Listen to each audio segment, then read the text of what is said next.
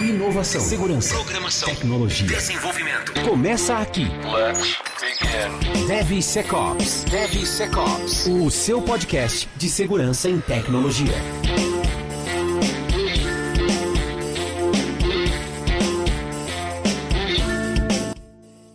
Fala pessoal, tudo bem com vocês? Sejam muito bem-vindos a mais um episódio do DevSecOps Podcast. Eu sou Cássio Pereira.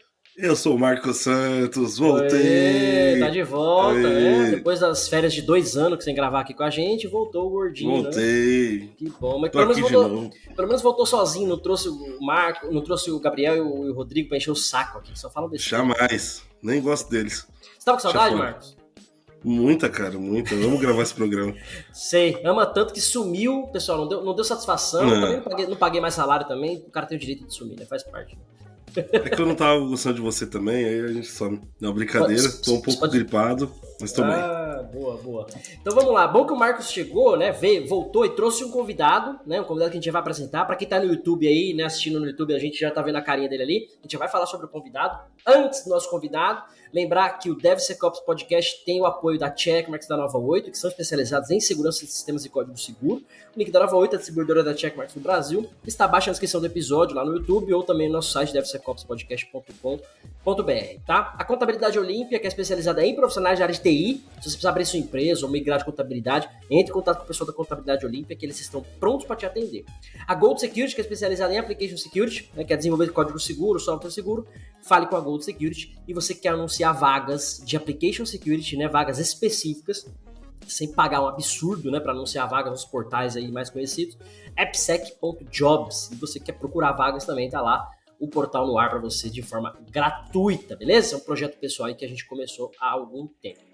Vamos lá, o episódio de hoje é um episódio que a gente tá há 4 temporadas aqui já e nunca conseguimos gravar. A gente, por trabalhar na área, a gente fala muito sobre isso, né? Conhece um pouco ali a estrutura, o que fazer mais ou menos. Mas para mim, confesso que é um tema muito profundo, né? Um tema que o convidado aí vai trazer pra gente no detalhe. Eu não manjo nada. Já falo agora, eu não manjo nada. Pra mim é obscuro. Tenho muitas dúvidas, inclusive. É algo que é criptografado pra você, né? O tema, né? É criptografado pra mim. Bem criptografado. A gente já entende alguma coisa, já consegue fazer uma analogia aqui, pelo menos, né? Então eu queria pedir aqui pro Marco Carducci, depois ele já corrige o nome aí se eu falei certo ou não. Se apresenta pra galera e seja bem-vindo ao DevSecOps Podcast, Marco. Gente, bom dia a todos que estão assistindo aí, tá? Muito obrigado, antes de mais nada, por me convidar, Cássio e Marcos, tá? É um prazer estar aqui com vocês, falando para os colegas desenvolvedores. O meu nome é Marco Carnu Temudo, tá? Então, mas não se preocupe, todo mundo erra meu nome, tá? Eu já vi muitas grafias diferentes, muitas pronúncias diferentes do meu nome, então você está muito bem acompanhado. Tá, eu fui sócio fundador de uma empresa chamada Tempest Security, tá, lá oriunda lá de Recife, Pernambuco, e hoje ela é a maior empresa de cibersegurança, de full service de cibersegurança do país, tá? Ela foi recentemente comprada pela Embraer, e numa dessas movimentações eu tive a oportunidade de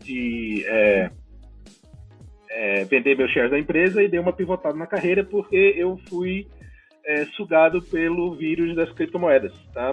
Uma das aplicações de criptografia são as criptomoedas, tá? Você deve perceber uma certa semelhança no sufixo cripto aí, tá? E as criptomoedas são uma das aplicações mais transformadoras, mais relevantes. Eu costumo dizer que as criptomoedas foram talvez a única genuína novidade que aconteceu em segurança da informação em talvez 40 ou 50 anos.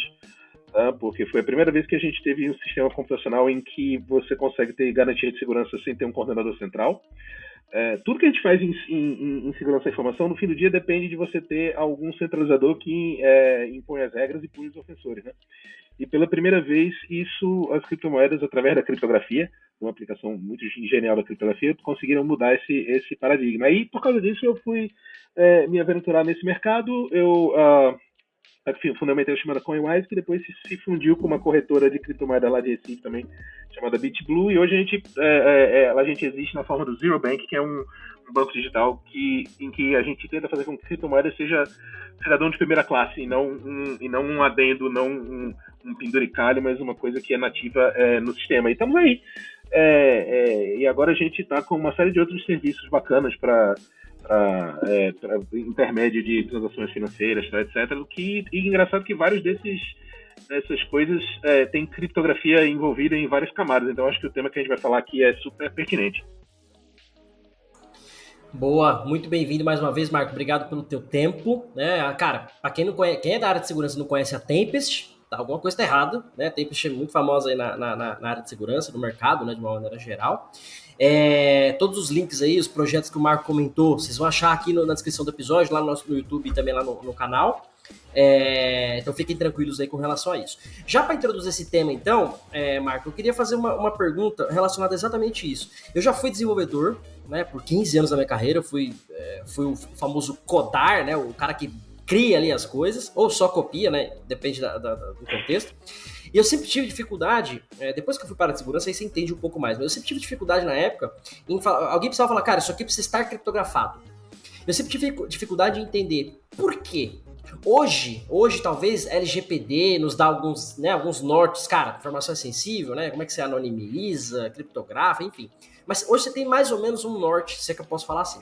Mas na época eu lembro que, cara, eu tenho que criptografar isso por quê, era a primeira pergunta, e o como fazer isso. Porque aí eu sempre fui de .NET, mexi com Java, depois Python, Node, então tudo que é framework por aí. Cada linguagem tem lá o seu framework que tem a sua criptografia.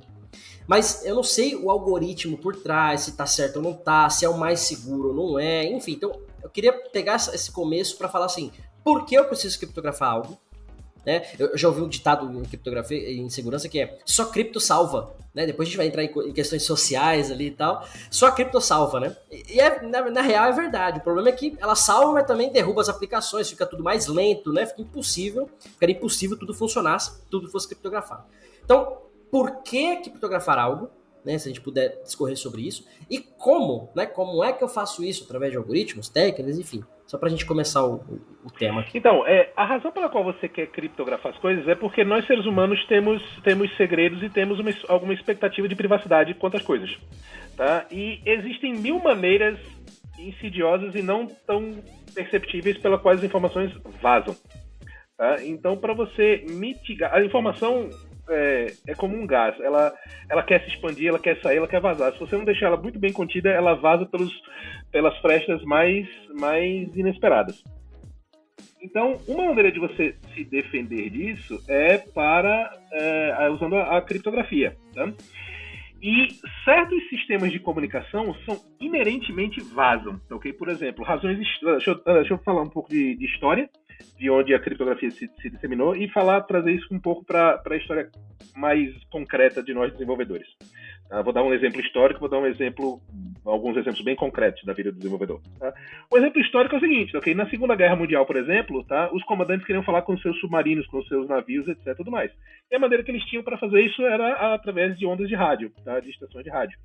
E o rádio, como uma boa rede Wi-Fi, que é um rádio no fim do dia, tá? A informação ela é broadcast, tá? Isso significa o termo broadcast. Ela se espalha pelo ar e todo mundo ouve. Isso significa se você falar as claras, tá? Okay? Se o general lá, o almirante, der uma ordem pro navio, vai lá e ataque aquela base, o cara que tá naquela base também vai saber que vai ser atacado e vai se preparar, tá ok? Então, ele manda a mensagem, se eles desenvolveram uma série de cifragens, tá? Porque tem altos filmes sobre isso, aquele filme, né? Do jogo da imitação, não sei o que, vários filmes que falam da época daquela criptografia da máquina Enigma, tá ok? Eu sou tão fascinado por essa que eu tenho uma máquina Enigma daquela, tá? Eu gastei uma fábula de dinheiro para comprar uma máquina daquela, tá entendendo? Essa é velha. Então, lamentavelmente eu tô em São Paulo, não tô em Recife. Se eu estivesse lá em Recife, eu botava ela aqui na frente da câmera pra vocês verem. Okay? Boa, não ia ser tão fácil. No próximo episódio, você traz. Não ia ser tão fácil, ela pesa 15 quilos, mas ia dar certo. Tá? É um trambolho carregar. Mas, então, o que acontece é que a informação vaza e a gente quer que só certas pessoas... a gente não consegue impedir que a informação vaze, mas a gente consegue impedir que a informação vazada seja compreensível por quem a gente não quer. É para isso que serve no fim do dia a criptografia. Falando de uma forma mais recente para o desenvolvedor, tá? Uma coisa que é interessante é que muitos desenvolvedores hoje em dia vão trabalhar na área de desenvolvimento sem entender como é que a internet funciona, como é que é roteador, como é que é roteamento de pacote, etc., como é que é o protocolo IP e tudo mais. Mas se você estudar essa parada, você vai descobrir uma coisa desalentadora.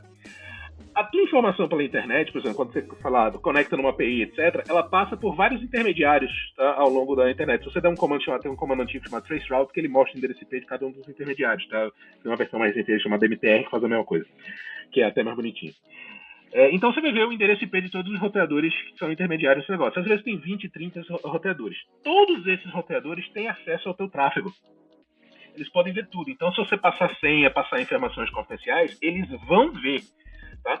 99% do tempo, eles não fazem nada de mal. Eles só estão interessados realmente em rotear o teu tráfego. Mas eles podem ver, interceptar, tá? Mudar, interferir com o teu tráfego. Então, o teu tráfego varia. Okay? O teu tráfego, ele passa, ele tende a vazar, ele passa por lugares, tá entendendo? Que você não tem controle e que muita coisa de mal pode acontecer aqui, tá? No meio do caminho. Redes Wi-Fi. Se você colocar uma rede Wi-Fi sem senha, todo mundo vê tudo que você está fazendo e dá aqueles ataques, tá? Que você está acostumado que o camarada dá hijack no seu browser, dá hijack no seu site, etc. Isso é muito comum em cybercafé e tudo mais. E é por isso que se usa, por exemplo, o WPA, toda aquela infraestrutura de criptografia que tem dentro do Wi-Fi, para te dar um certo nível de privacidade. Então, a criptografia, na verdade, ela já foi implementada e ela está em vários lugares, tá, para evitar esse tipo de problema. Um exemplo também que eu gosto muito de dar para os desenvolvedores, é muito comum, você já deve ter visto isso 1 milhão de vezes, então quem deve ter puxado muita orelha de muito desenvolvedor júnior por causa disso, camarada no banco de dados coloca o nome do usuário e as senhas claras, ok? Aí o cara que faz o backup tem acesso a absolutamente todos os senhas de todo usuário do teu sistema. Okay? E é por isso que a gente cifra, a gente criptografa as senhas dos usuários, para que o pessoal que faz backup, ou, por exemplo, eu já vi uma coisa horrorosa, okay? eu já vi o gênio colocar o backup full do banco de dados, okay? O dump completo do banco de dados, no document root, então ele foi publicado, ok? Aí o camarada vai lá, baixa, o banco de dados do Enem vazou uma vez por causa disso, baixa inteirinho via internet. Né? Fazendo até só um parênteses no que você colocou, né? Quase chorei agora. Já puxaram muita orelha de desenvolvedor júnior. Cara, eu já vi isso em equipe só de sênior. E as senhas claras, tanto a gente fala, o dado em trânsito ou o dado em descanso, mas tava lá aberto, a senha. Enfim, só um parênteses aí, não é só o júnior não, a galera faz cagada mesmo. Só vai piorando o nível, né? Só vai piorando o nível. A cagada é uniformemente distribuída, a verdade é essa. Tá? Senioridade não é garantia de competência, né? Então, a gente tem 1 milhão de motivos para criptografar, para tentar conter esse tipo de coisa. Tá? E o que é engraçado é o seguinte, aquelas coisas das expectativas de coisas. Tecnicamente falando, você pode arguir, nesse exemplo aí que eu falei do banco de dados que tem que vazou, você pode arguir que a burrada foi do operador do backup. Ele não tinha nada para fazer o backup no documento root, cacete. Ok? Mas veja, às vezes a gente precisa nos defender de nós mesmos. Tá? Até os nossos membros de equipe as pessoas cometem erros. Tá? Errar é humano. Okay? Então, a criptografia ela serve como uma medida preventiva contra uma série de problemas, tá? Que podem acontecer em outras camadas, seja as camadas técnicas, seja as camadas humanas do sistema. E, ao mesmo tempo, é isso que torna a criptografia tão poderosa e, ao mesmo tempo, tão difícil, porque nós, seres humanos, não somos muito bons de prevenção, né? A gente é melhor de reação. Né? Então, a criptografia é uma medida essencialmente preventiva. Tá? Mas ela é absolutamente essencial, absolutamente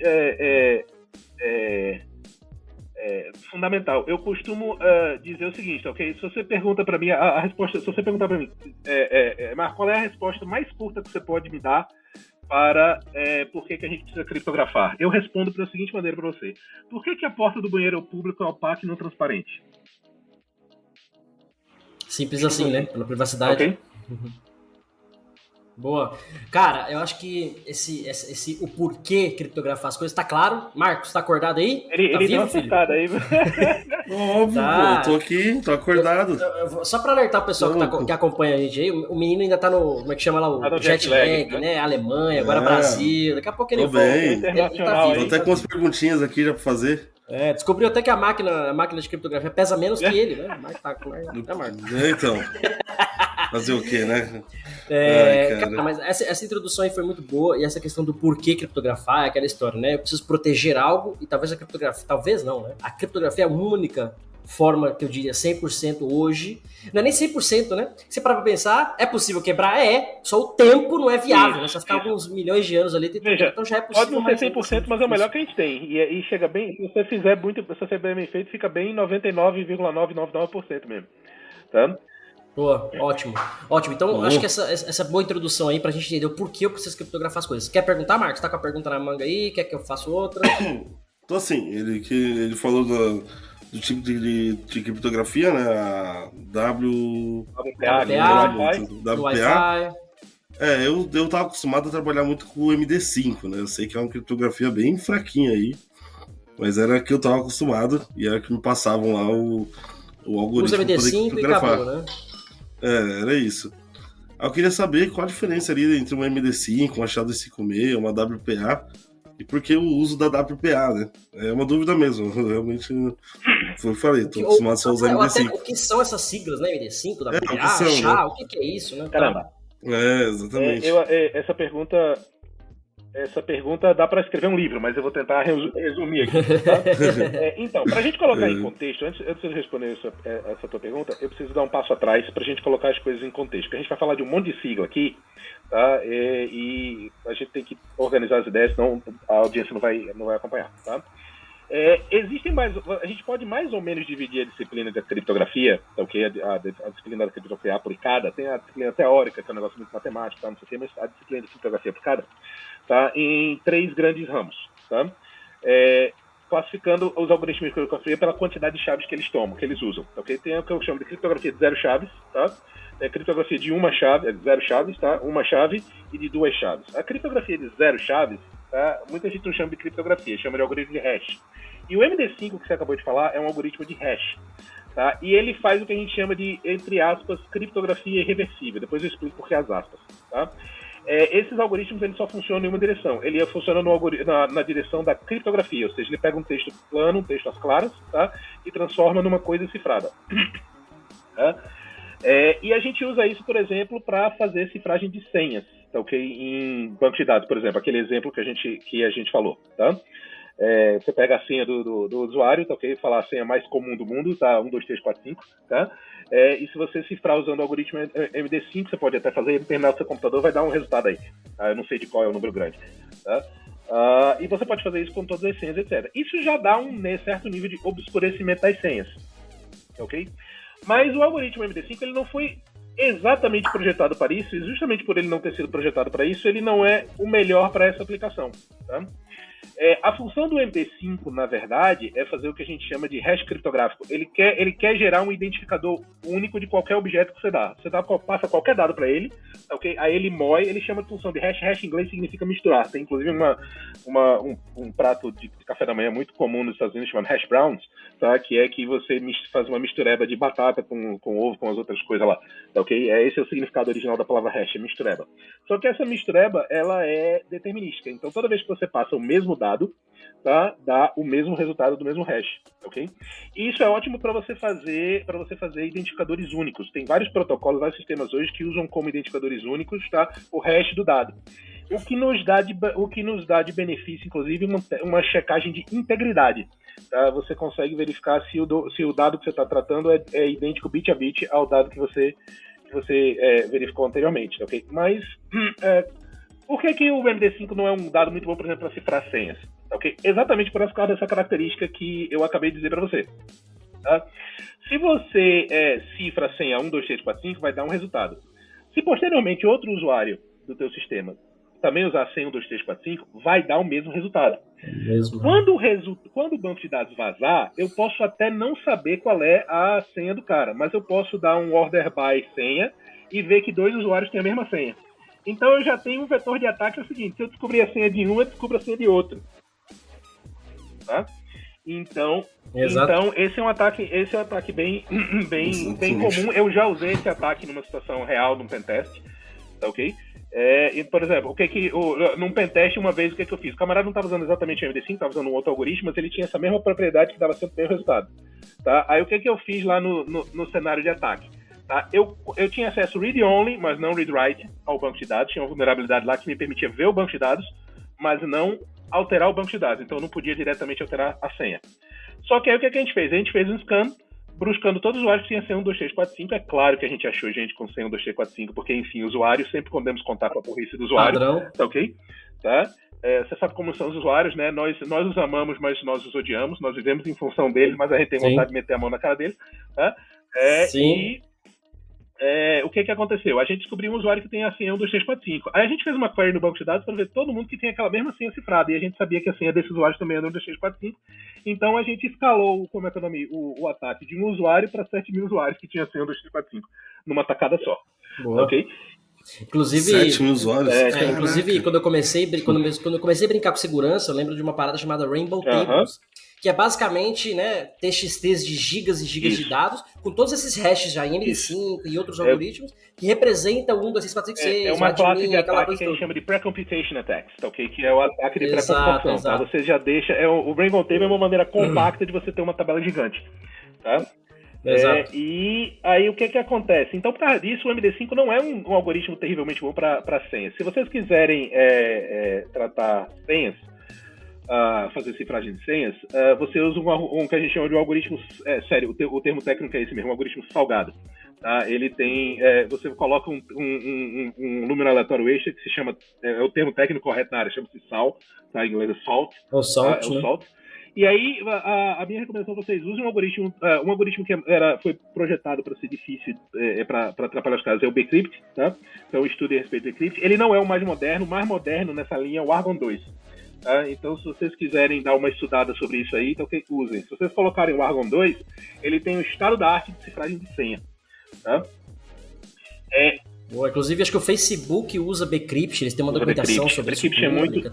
não sei se atualizaram, mas eles usavam Bcrypt. O Bcrypt foi um dos primeiros a ser projetados especificamente para ser altamente resistente a todos os ataques que se conhece para ataque de senha em banco de dados. Então, é um algoritmo bom para isso. Mas esse é um algoritmo de 0 chaves, tá ok? No sentido seguinte, o único input desse algoritmo é a mensagem que você quer, entre aspas, cifrar. Okay? Ele não tem um segundo argumento que é a chamada chave. Então, por isso ele é dito irreversível. Uma vez que você cifra, você não decifra. Tá? E aí você pensa, mas se eu não decifro, como é que eu descubro que a senha está certa? Você pega a senha do usuário, tá, okay? Cifra e vê se dá o mesmo resultado. Ok? Cifra e bate o hash. Tá, ok? Então esse é o algoritmo esse é o algoritmo de zero chaves. Esses algoritmos de zero chaves são usados para diversas outras coisas. Por exemplo, no mundo das criptomoedas, o mundo das criptomoedas usa uma coisa que eu acho engraçado, que ainda não é muito usual entre os desenvolvedores. Usam uma filosofia chamada Content Addressing, okay? Que é o fato que os identificadores das coisas são o hash dos seus respectivos conteúdos. Okay? Do jeito que o pessoal usa banco de dados no mundo tradicional, a gente tem a mania de ainda usar ou identificadores sequenciais, né? 1, 2, 3, 4, 5, 6, 7, 8, 9, 10, coloca um sequência lá no banco de dados, tá? Ou a gente faz um UUID que é gerado aleatoriamente, que não tem nada a ver com os dados em si, ok? Mas no mundo das criptomoedas, todos os identificadores das coisas, identificador da transação, identificador de blocos, etc., são, na realidade, hashes do próprio conteúdo delas. Então isso torna o negócio auto-verificável, no seguinte sentido: você tem certeza que está falando desse bloco de dados e não de nenhum outro bloco de dados. E você pode fazer verificação independente sempre, sem necessariamente ser precisar do banco de dados centralizador. Então essa é uma outra aplicação muito usada. Então, se você quiser entrar no mundo de criptomoedas, cara, você vai ter que logo aprender sobre hashes e sobre algoritmos de zero chaves, porque é muito usado, né? Boa. Inclusive, fazendo um adendo só que o Marco tá comentando, quando eu fazia forense, a primeira coisa que a gente fazia quando fazia uma coleta de uma máquina, né? A gente faz lá a cópia bit a bit de uma máquina, tira um hash da imagem para garantir que aquele conteúdo não foi alterado depois, posteriormente, na cópia por original e coisas do tipo. Inclusive, isso é válido judicialmente. Né? Tem que fazer o que eles chamam de cadeia de custódia, né? Tá? Cadeia de custódia, exatamente. Bons tempos de forense, mas enfim, graças a Deus larguei essa parte aqui do trabalho. É um trampo danado mesmo, tá? É um trabalho muito meticuloso, tá? Então, esses são os algoritmos de zero chaves. Aí tem os algoritmos de uma chave. Tá? O algoritmo de uma chave é o que a gente tradicionalmente associa mesmo à criptografia.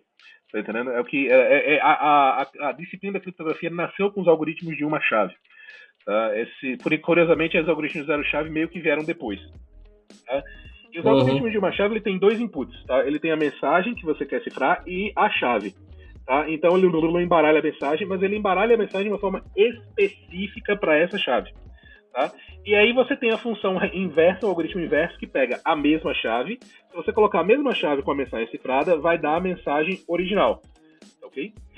Os algoritmos de criptografia que a gente tem hoje, ele tem uma característica curiosa. Ok? Eles não têm correção de erro embutida normalmente, tá? Os algoritmos primitivos. Então, se você colocar a chave errada, você vai receber um resultado, só que o resultado não vai fazer o menor sentido. Okay? Exato. E é exatamente isso que impede o camarada, o possível interceptador, um possível atacante, de entender suas mensagens, porque ele não tem a chave. Então, se ele não tem a chave correta, tudo que ele pode fazer é chutar. Ele vai provavelmente chutar a chave errada, ok? E vai receber um resultado errado, tá? Então, Aí o problema, a galera usa a chave 1, 2, 3, ABC, facilita o brute force do outro cara também. O brute force do outro cara também, tá entendendo? Então, existem 1 milhão de escaramuças como essa, ok? Desde a Primeira Guerra Mundial, quando a criptografia adquiriu realmente importância militar, tá? Já tem isso, ok? Como a gente falou, daquele filme do jogo da imitação, etc. Foi tudo esforço lá dos britânicos em fazer isso, de descobrir a chave dos alemães, tá entendendo? Os alemães usavam a criptografia razoavelmente bem, mas eles cometeram uma série de pequenos errinhos que facilitaram a vida dos aliados, tá? E essas escaramuças ainda se repetem ad nauseam hoje em dia no mundo da internet, ok? Como você falou, o pessoal coloca senha fraca, senha fácil de adivinhar e algumas outras burrices aqui e acolá. A criptografia de 0 chaves, de uma chave, ela tem uma coisa muito boa. Ela é performática, ela dá desempenhos muito bons, de vários megabytes, gigabytes por segundo. Se você usar chip dedicado, se implementar na GPU também é mais rápido ainda. Ela dá excelente performance, tá? Mas ela dá, corretamente aplicada com chaves aleatórias, bem escolhidas, etc., ela dá altíssimo nível de segurança, ok? Por exemplo, você estava, antes da gente começar a gravação, você estava falando do caso lá do Daniel Dantas, que cifrou o disco dele com o TrueCrypt, tá? Eu lamento informar que eu fui o cara que deu essa ideia para ele, tá? E eu aparentemente atrapalhei um bocado, na verdade não dei diretamente para ele, eu dei para o pessoal de segurança da informação dele, que por sua vez mandou esse negócio para ele, tá? E atrapalhou o pessoal da Polícia Federal e do FBI de cifrar a senha, porque ele também foi suficientemente perto de usar uma chave difícil de ser adivinhada, tá?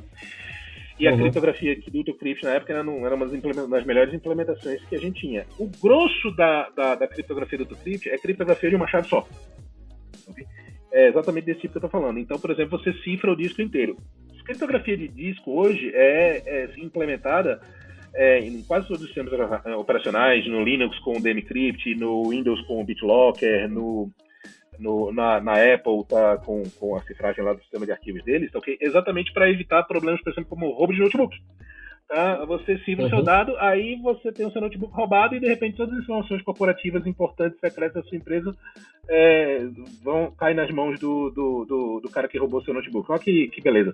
Tá? Então você, se fazendo a chamada cifragem total de discos, já vem embutida em vários sistemas operacionais, você tem uma proteção convencional contra isso. Tudo bem, o camarada até rouba o teu notebook, mas não vai entender nada que tá lá dentro.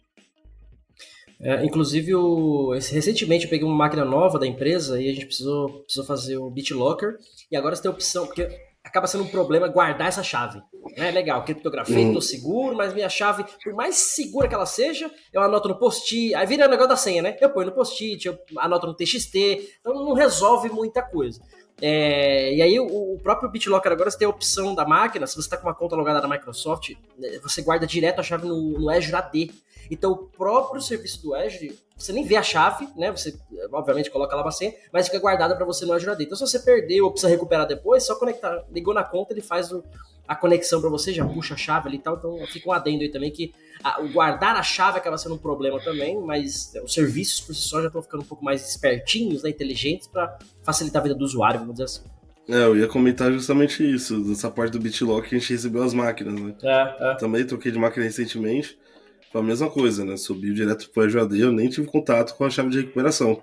Facilita, né? Na verdade, se você desmontar esse negócio, primeiro, esse tema que vocês tocaram é extremamente interessante, tá? E muito mais profundo do que talvez seja imediatamente aparente, porque ele tem a ver com o tendão de Aquiles da criptografia de uma chave, tá?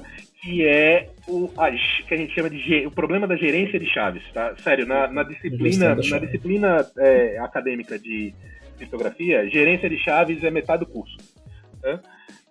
porque ele é o grande problema.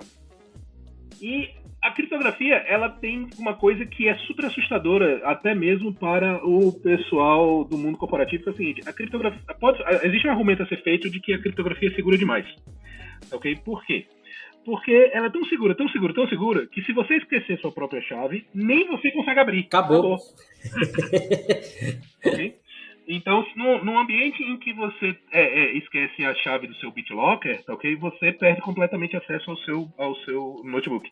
No ambiente que você perde a chave que controla as suas criptomoedas, você perdeu o seu dinheiro. Tá? Para toda a eternidade. Não tem nada que ninguém pode fazer, tá ok? Então, existe um argumento a ser feito que a criptografia é tão segura que é segura demais. E essa segurança, se você não for muito cuidadoso, ela pode se voltar contra você. Tá? Ao mesmo tempo, existem algumas coisas perturbadoras, por exemplo, com essa solução que você está falando aí, Marcos. Tudo bem, a senha, a chave da cifragem de recuperação fica lá no AD. Isso significa que outra pessoa além de você tem a chave. O que é bom ou ruim, dependendo de como é que você encara. Tá ok? Exato. Bom porque você sabe que você tem um plano B se você perder sua chave. É ruim porque alguém diferente de você pode ler os seus segredos. Tá ok? Se você não quer que esse alguém saiba, esse é um problema. E isso é uma coisa que é super discutida, super debatida no mundo da criptografia, que isso é uma prática que ele chama de key escrow, né? Ou seu calção de chave, né? Você tem alguém mais além de você tendo as suas chaves. Uma das coisas sociais muito difíceis que está acontecendo hoje é que o governo está querendo implantar a goela abaixo das empresas como as Microsoft e as Apples, tá? Que o governo tenha a calção de todas as chaves de todo mundo, tá? Com a segurança do governo, né? O governo, afinal de contas, nunca nenhum dado sigiloso jamais vazou do governo. Jamais. Tá? Jamais. Nunca vazou. Inclusive na pandemia. Inclusive o argumento da Apple. Não, eu não vou dar minha chave pra você porque vocês vazam mais do que eu, pô. Você é doida. Exato. E aí o que acontece? Um vazamento da chave do sistema governamental vai beneficiar sobremaneira os malfeitores e vai essencialmente negar todos os bons efeitos que a criptografia traz. Então, tem uma puta discussão que já atingiu os legisladores, tá? Não sei o que, é uma discussão ongoing, tá? Mas o problema é que a criptografia também permite que as pessoas se escondam das polícias e das autoridades investigativas. Então, as polícias não gostam disso, né? As polícias querem que você tenha privacidade contra todo mundo, menos contra eles. Né? Então, é uma discussão que tem impactos sociais profundos. Tá?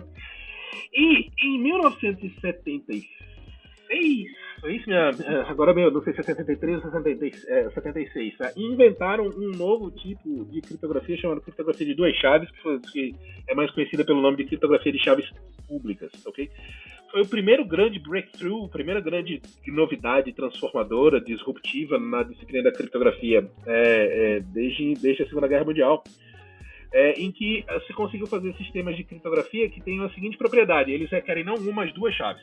Tá? Então você tem aqui um lado da criptografia, é também chamada de criptografia assimétrica. Eu não gosto muito desse nome porque para mim ela parece muito simétrica se você desenhar num... Confunde mais, né? Mas enfim. Tá? Se você, como é que é o nome? Você tem a mensagem e você usa um negócio chamado chave pública para cifrar, tá? A mensagem para fins de sigilo, tá? E a mensagem passa cifrada por um canal possivelmente inseguro, tá, okay? E lá do outro lado, no receptor, o receptor usa a chamada chave privada para decifrar e ter acesso à mensagem original. Tá? Então esse é o uso clássico da criptografia de duas chaves para fins de sigilo de comunicação. Tá? E uma das coisas absolutamente legais dessa criptografia é que ela, pelo fato de ela ter duas chaves, tá? Ela partiu a responsabilidade da cifragem em duas, e aí você pode ter o seguinte: você tem uma chave que é chamada chave privada, que fica só com você, e você pode distribuir a sua chave pública. Então é por isso que ela se chama chave pública. O termo seria melhor chamar de chave publicável, você pode publicar sem consequência. Tá? Isso abriu um leque gigante de aplicações no mundo da criptografia, porque agora você não mais precisava, tá? Facilita muito a gerência de chaves. Você não precisa ter um canal seguro para distribuir as chaves. Você pode distribuir só as chaves públicas por um canal aberto via internet, e ainda assim o camarada não consegue fazer a criptografia sem você. Okay? Todos os sistemas de segurança hoje em dia têm criptografia de duas chaves em algum aspecto. Ele é absolutamente crucial para as criptomoedas. É a criptografia de duas chaves que faz a autorização de gastar ou não as criptomoedas. Então, o que acontece? Quando você vai gastar, por exemplo, criptomoedas, você faz uma assinatura digital. Você faz a operação contrária, inclusive. Você faz uma assinatura digital com a sua chave privada, tá? E você faz os verificadores da rede, que vão verificar se você está autorizado para fazer aquela transferência, usam a sua chave pública para conferir que você está autorizado. Tá? E isso permite com que as responsabilidades sejam segregadas. Um só pode assinar e outro só pode verificar, tá ok? Quando você facilita muito, tem a chave privada, você tem um problema que uma criptografia de uma chave só, o mesmo cara que verifica é capaz de forjar assinaturas, tá ok? O que invalida o conceito de assinatura. Tá entendendo? E perde a integridade do processo. Como um todo. E a criptografia de chave pública, desculpem, a criptografia de chave pública, ela acabou se infiltrando em vários outros lugares. Então, que, por exemplo, hoje no mundo jurídico, o Brasil, por exemplo, criou um negócio chamado Infraestrutura de Chaves Públicas Brasileira, chamado ICPBR, tá? Que os juízes assinam digitalmente os PDFs dos acórdãos, das sentenças, tudo que eles fazem, de forma que qualquer pessoa pode independentemente verificar que foi assinado por aquele juiz. Okay? A ICP Brasil, a Infraestrutura de Chaves Públicas Brasil, está mais focada em um outro problema, que é garantir que a certa pessoa física ou jurídica é de fato o dono daquela chave, mas eles usam assinaturas digitais em diversos processos, tá ok? Então hoje, graças a isso, você pode fazer uma coisa, por exemplo, eu posso assinar um contrato com você de forma inteiramente digital sem necessariamente ir num cartório, nem registrar aquele negócio no cartório, ok? Os detalhes legais variam, tem muita coisa que pode, tem certas coisas que não pode, tá? Mas a maioria das coisas pode. Então, isso trouxe muito mais agilidade ao mundo. Agora, do ponto de vista técnico, a criptografia de chave pública, a criptografia de duas chaves, ela tem um problema que é o seguinte: ela é bem mais pesada computacionalmente, ok? Então, onde no mundo da criptografia tradicional de uma chave você mede a performance em megabytes por segundo, na criptografia de chave de duas chaves você mede a performance em kilobytes por segundo. Elas são normalmente 1000 vezes mais pesadas. Então, normalmente elas são usadas só como container de uma chave temporária e você usa a criptografia de uma chave só para o resto grosso dos dados, ok? Mas isso na verdade varia de cada sistema, etc. Por exemplo, nas criptomoedas não. Nas criptomoedas elas são usadas bem nativamente sem fazer modos híbridos. Então, tem várias aplicações em vários lugares. A verdade é que a criptografia está em muitos lugares, em cada vez mais lugares, tá, para proteger as nossas informações contra a inescapável tendência da informação de vazar.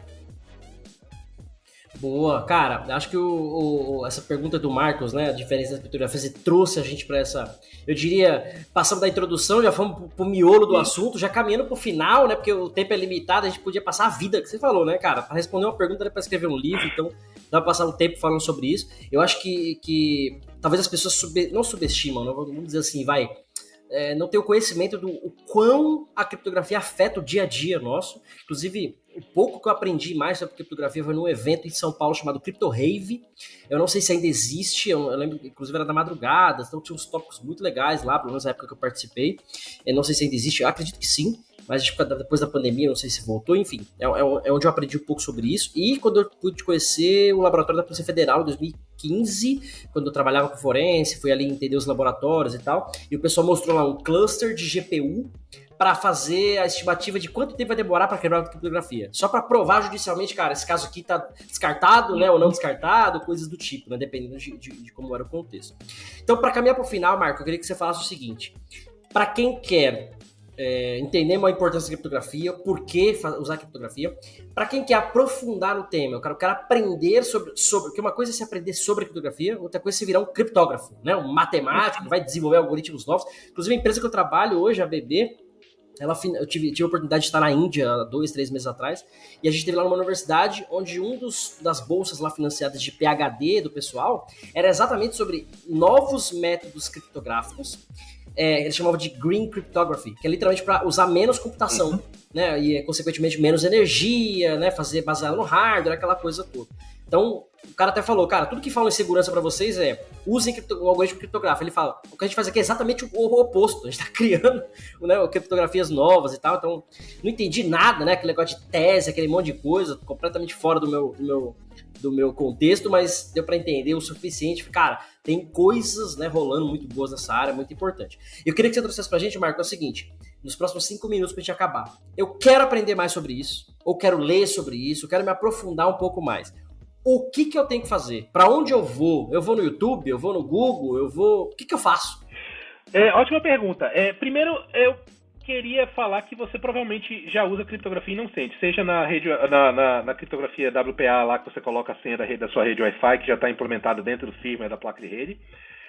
Os desenvolvedores usam, toda vez que você faz uma chamada para uma API com HTTPS, por exemplo, tá? O HTTPS, o S do HTTPS significa secure, ele é, na verdade, um eufemismo para uma puta camada de criptografia que tem lá dentro, tá, que tem vários algoritmos, envolve certificado digital, etc.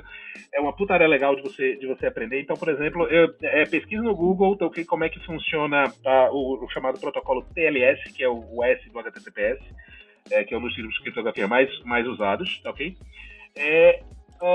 Como você falou, existe a criptografia que é para o desenvolvedor, para o camarada que faz na prática, e existe a criptografia mais teórica, que é para o camarada que quer em ciência da computação teórica, etc. Tudo mais. O livro mais bacana que eu conheço de criptografia, que eu acho que é o livro que me colocou na direção certa nesse aspecto, é um livro chamado Practical Cryptography, tá, okay? De um camarada chamado William Stallings.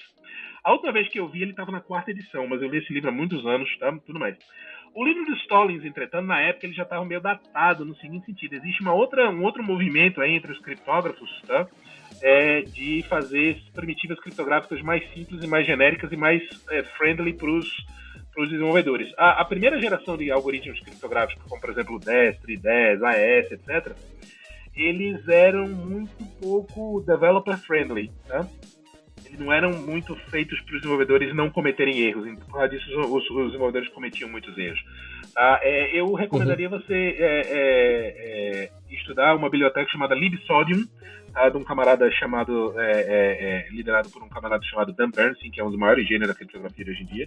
Okay? Então, a libsodium é uma das melhores bibliotecas de uso geral de criptografia. Mas, se você quer ter uma boa ideia dos conceitos, etc., o livro do Stallings ainda é um dos melhores. Tá? Muita gente aponta para um livro do Bruce Schneier chamado Practical Cryptography também, tá? Cryptography and Applications, tá? Do Schneier. Só que é um livro que eu acho mais, apesar de eu gostar muito do que o Schneier escreve, é um cara muito bacana, muito inteligente, ele é e muito influente.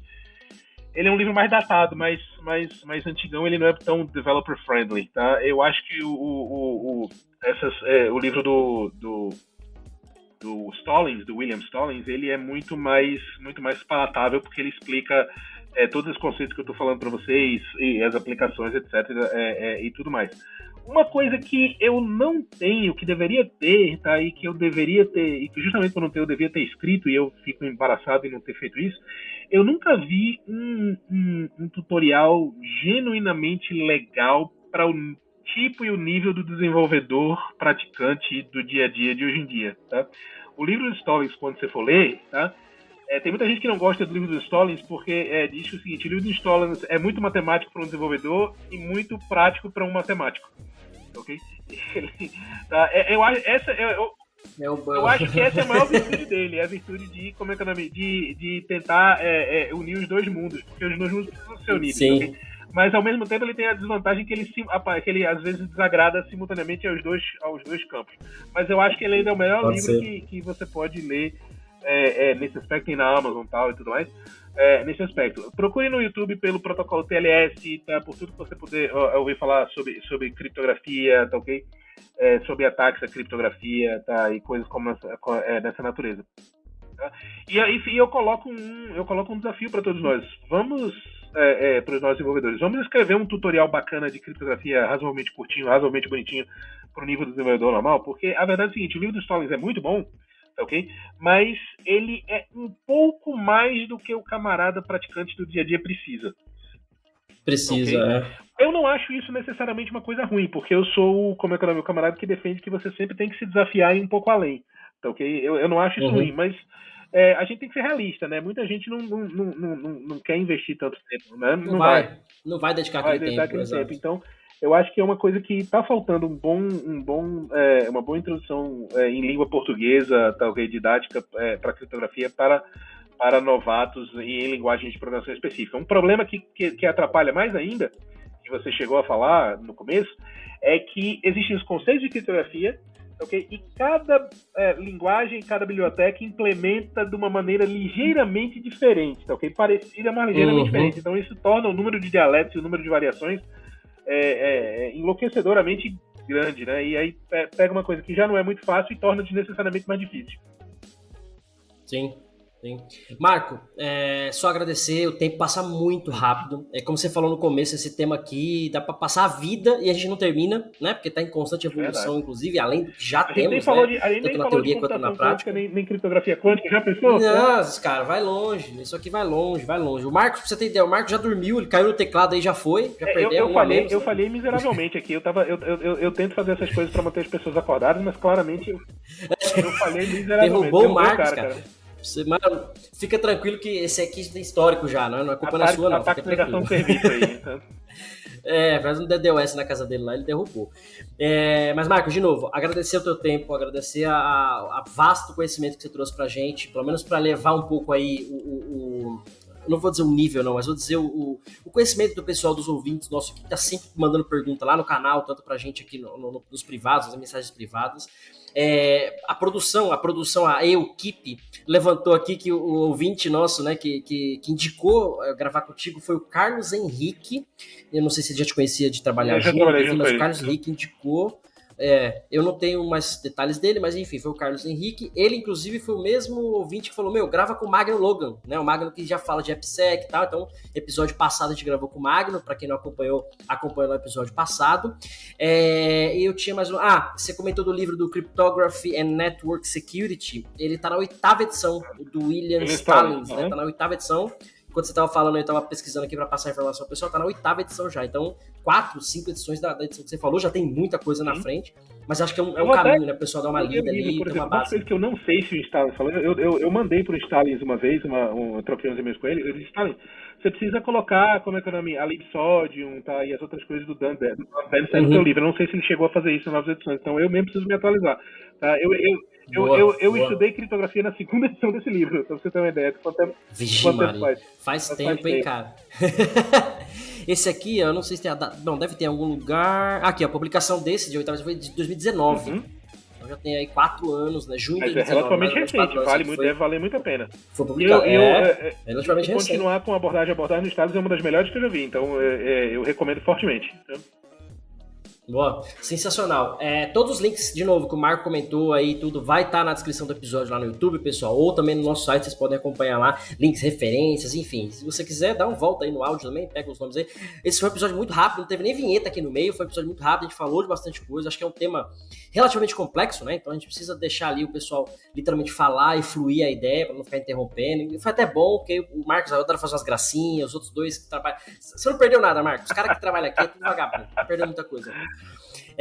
Marco, recomendações finais, quer dar um alô pra galera? De novo, eu só tenho a agradecer em nome da equipe da Websecop. Eu tenho só a agradecer a vocês aí pela oportunidade de estar falando com a comunidade de desenvolvedores, tá? E parabenizá-los por tocar o assunto, porque justamente por ser um assunto espinhoso, muita gente passa longe, tá entendendo? A gente precisa enfrentar esse negócio. A criptografia, você falou lá do só cripto salva, né? A criptografia, por incrível que pareça, é o que nos impede hoje de... Tá dificultando a gente viver em governos totalitários e o Big Brother existir. Então, estudar a criptografia é mais do que só uma responsabilidade profissional, é uma questão de cidadania. E eu acho muito importante que as pessoas se envolvam com isso na máxima extensão que puderem, tá? Então é um prazer muito grande, é um privilégio estar passando essa mensagem aqui com a ajuda de vocês. Eu só tenho a agradecer também. Boa. E envolve as questões sociais, né? Como você comentou. E eu sempre falei pro pessoal que a gente fez uma série aqui no episódio, no DevSecOps Podcast, falando do Microsoft SDL, né? Do Secure Development Lifecycle, das 12 etapas lá. E uma das etapas lá é o Define and Use Cryptography Standards, né? Então, definir padrões de criptografia que você vai usar durante o seu projeto, né? Como o próprio Marco falou. Cara, você vai usar um TLS ali para criptografar a comunicação dos seus serviços, microserviços, APIs, vai criptografar o dado no banco de dados, enfim. Uma série de questões que devem ser levantadas. Mas vai ficar para outro episódio. Marcos, que dormiu, já foi. Obrigado. Marco, nosso convidado, agradeço também. A gente se vê no próximo episódio. Eu sou Cássio Pereira. E a gente se vê na semana que vem. Valeu, pessoal. Sem tecnologia.